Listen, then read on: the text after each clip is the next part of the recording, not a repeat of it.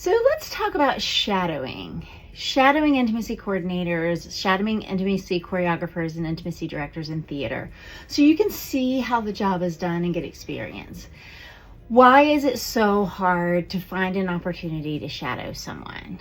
You send out lots of emails and requests to people asking, can you shadow? Can you be in the room?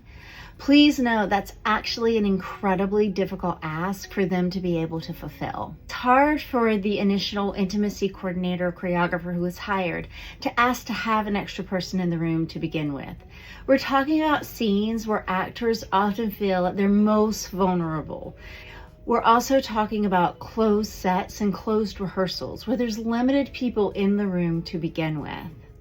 So to ask to bring an additional person who they don't know and haven't built a relationship with can be hard. This is why I highly recommend in-person training.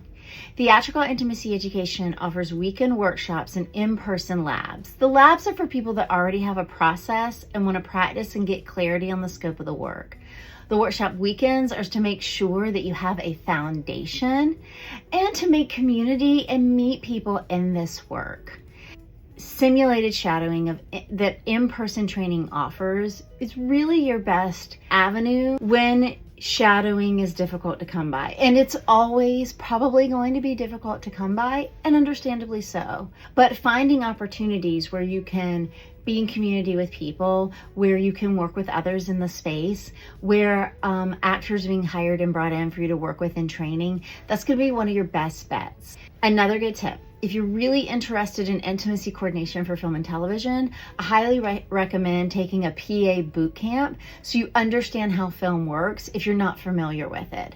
And working as a PA. Working as a PA will give you an opportunity to observe a lot of this work when it happens in film and television. Or if you're an actor and you're new to film and television, get some extra work and just watch how filmmaking is made.